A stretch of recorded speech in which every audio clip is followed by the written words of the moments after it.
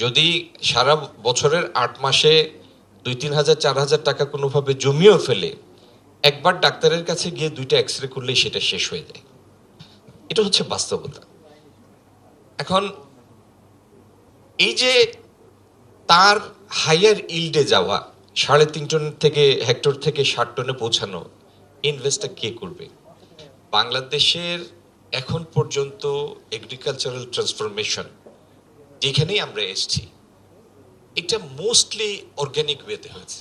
Organic way, খুব যে structured planned একটা ওয়েতে আমরা বাংলাদেশের একটা অংশকে মেকানাইজ করে ফেলেছি, বা এখানে রিসার্চের রিফ্লেকশন খুব বেশি মাত্রায় এসছে, ঠিক এক্স্যাক্টলি এইভাবে পিনপয়েন্ট করা যাবে না। মূলত অর্গানিক ওয়েতে এসছে। সরকারগুলিরও তো মানে কনজিকিউটিভ সরকার, আমি কোনো একটা সরকার না, সবগুলি সরকারের কিছু তৎপরতা ছিল। বিশেষ করে ৭৪-এর দুর্ভিক্ষের পরে সব সরকারগুলি সেন্সিটিভ যে সার্ভাইভ করতে হলে কখনো খাদ্যদ্রব্যের অস্বাভাবিক উলম্ফন হতে দেওয়া যাবে না, এই বিষয়ে একটা সেন্সিটিভিটি সবসময় কাজ করেছে। এবং কনজিকিউটিভলি প্রত্যেকটা গভর্নমেন্টই এই সেক্টরটা সাবসিডাইজ করার চেষ্টা করেছে, সার পৌঁছানোর ব্যবস্থা করার চেষ্টা করেছে। সার এখনো হেভিলি সাবসিডাইজড, বীজ এখনো হেভিলি সাবসিডাইজড। তো কিন্তু প্রচেষ্টাটা যথেষ্ট সমন্বিত হয়নি এখনো। আমি জানি না বাইরে থেকে যেটাই মনে হোক, বাংলাদেশের সরকারি ব্যবস্থাপনায় যারা কৃষকদের সাথে কাজ করেন, এই স্ট্রাকচারটা কিন্তু ভাস্ট, নেটওয়ার্কটা ভাস্ট। প্রত্যেকটা ব্লকে ব্লক সুপারভাইজার আছেন। ৯১-এর বিএনপি সরকার প্রথম এই ব্লক সুপারভাইজারদের মাধ্যমে সিলেক্টেড ব্লকে পাওয়ার ট্রিলার দেওয়ার চেষ্টা করেছে, দিয়েছে পাওয়ার ট্রিলার। ওই পাওয়ার ট্রিলার যখন নষ্ট হয়েছে, রিপ্লেসমেন্ট হ্যাজন্ট বিন প্রোভাইডেড। মানে আপনি একটা পথ দেখিয়েছেন কৃষককে, কিন্তু তার ফলো আপটা রাখেন নাই। আমরা নর্থ ইস্ট ইরিগেশন প্রজেক্ট করে অনেক কৃষককে ক্লাস্টার করে একটা সময় আপনার সেচ যন্ত্র কেনার জন্য উদ্বুদ্ধ করেছি, ফলো আপ করে নেই।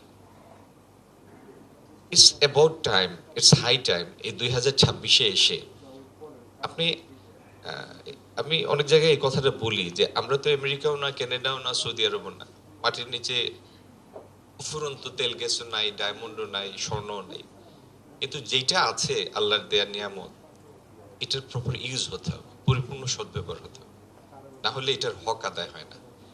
যেটুক জমি আছে, এই জমির যে ম্যাট্রিক্স, এই জমির যে প্যাটার্ন, এই সমমানের জমির যেখানে এই পরিমাণ মিথেন, এই পরিমাণ সালফার, এই পরিমাণ আদার ইনগ্রেডিয়েন্টস আছে, সেই জমির ইল্ড মাছ হাইয়ার অন্য জায়গায়। কিন্তু অন্য দেশের প্যাটার্নের সাথে আপনি এটাকে মেলাতে পারবেন না। এগ্রিকালচারাল প্রোডিউস অলওয়েজ আপনাকে মার্জিনাল কমফোর্ট দিবে at producer level, at grower level. এই জন্য এই ক্ষেত্রটাকে আপনি যত বেশি প্রোডাক্টিভিটি বাড়াতে পারবেন, তারপরেও এটাকে রাষ্ট্রীয় পর্যায়ে কমফোর্ট দিতে হবে, কেয়ার নিতে হবে। এমনি এমনি কখনো ছেড়ে দেওয়া যাবে না, কারণ এটা একটা নাজুক সেক্টর, অলওয়েজ নাজুক sector. Food security is a national security issue, কিন্তু সেক্টরটাই নাজুক। একটা ফ্যাক্টরি যখন আপনি করেন, ৪ দেয়ালের ভিতরে যখন মেশিন এটা প্রডিউস করে, আর খোলা মাঠে যে কৃষি পণ্য উৎপাদিত হয়, দুইটার ক্যারেক্টার সেম না। ওইটা প্রাকৃতিকভাবেই নাজুক, আল্লাহ সৃষ্টি করে দিয়েছে ওইটাকে ওইভাবে, and subject to many other external shocks and conditions. তো মোট কথা হলো, আমাদের এখানে ফুড ইনফ্লেশন কমাতে হলে লজিস্টিক কষ্ট কমাতে হবে, ইনপুট কস্টের উপর কন্ট্রোল রাখতে হবে, এবং প্রোডাক্টিভিটি আমরা যত বাড়াবো তত ফার্মারের এবিলিটিও আসবে, সে এগ্রিগেট ভ্যালু তত বেশি পাবে। আমি আজকে আর সময় বেশি নেই না, এগুলি যা বললাম এ করতে হবে মানে তো আপনার করতে হবে না, আমার করতে হবে।